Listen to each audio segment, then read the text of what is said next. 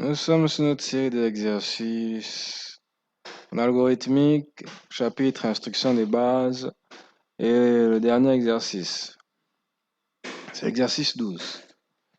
Alors, qu'est-ce qu'il nous dit? Sur la structure, là, c'est qui fait le bruit là?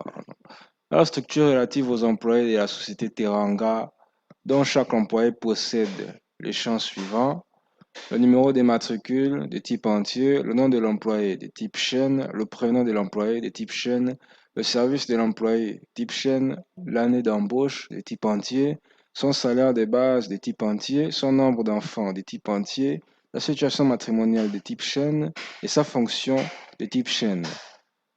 Écrire un algorithme qui permet de saisir les données d'un employé, d'afficher les informations relatives à l'employé et de déterminer et d'afficher la prime de l'employé. La prime est déterminée comme suit. Prime est égale à salaire, entre parenthèses, salaire de base multiplié par 7%, et on ferme la parenthèse, multiplié par le nombre d'enfants. Le programme doit également calculer et afficher le salaire net de l'employé en utilisant la formule suivante. Salaire net est égal à salaire de base plus prime. Ça va de soi. Maintenant, on va aller sur notre pad. Ça, c'est la structure de base de tous les algorithmiques. On va maintenant déclarer nos variables. On l'a groupé dans les nombres entiers. Nous avons le matricule, l'année d'embauche, le salaire de base, le nombre d'enfants. Ouais, ce sont tous des nombres entiers. Ensuite, là, nous avons les nombres réels, prime et salaire net. La prime, ça peut être un chiffre à virgule, en tout cas chez les blancs. Salaire net, ça peut être un chiffre à virgule aussi. Et là, nous avons les chaînes de caractères, donc nom, prénom, service, situation matrimoniale et fonction. Puis on va maintenant saisir les données de l'employé. Là-bas, on va afficher là, on va récupérer donc entre le numéro de matricule de l'employé, on va l'afficher ça et on va récupérer le matricule. Ici, on va dire entrer le nom de l'employé, on récupère son nom. Ici, on récupère son prénom. On va sauter tout ça maintenant. Là, on va récupérer le service de l'employé. Là, on va récupérer l'année d'embauche.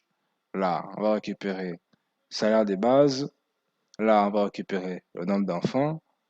Si c'est un Sénégalais, il a 12 enfants. Là, on va récupérer sa situation matrimoniale. Si c'est une femme, elle est forcément mariée. Si c'est un homme, il a 4 femmes. Donc, on va retrouver sa fonction. Je pas des blagues. Calcul, c'était pas des blagues. Hein. Calcul de la prime. On va maintenant calculer la prime. La prime est égale à, entre parenthèses, comme on a vu passer, le salaire de base multiplié par 7%. Donc, on fait 7 sur 10 et on ferme la parenthèse, multiplié par le nombre d'enfants. C'est comme ça qu'on calcule la prime.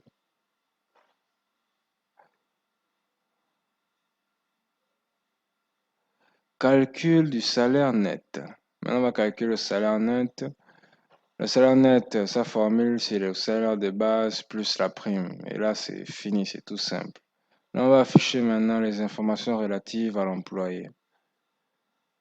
Là, nous avons l'information de l'employé, on affiche là son matricule, son nom, son prénom, son service, son année d'embauche, son salaire de base, son nombre d'enfants, situation matrimoniale, sa fonction, etc. Et là, on va afficher maintenant la prime et le salaire net. Voilà, la prime de l'employé, voilà. Donc la prime qu'on a trouvée ici. On affiche ça là. Et le salaire net qu'on a trouvé, on affiche ça là. Comme on a fini par trouver ça. Là, vous avez fini. Je ne crois pas que vous allez pouvoir screener ça. Hein. Allez vous faire foutre. Si vous avez aimé la vidéo, vous pouvez liker, lâcher un commentaire ou partager la vidéo. Et n'oubliez pas, n'oubliez jamais ça. Dieu récompense les audacieux.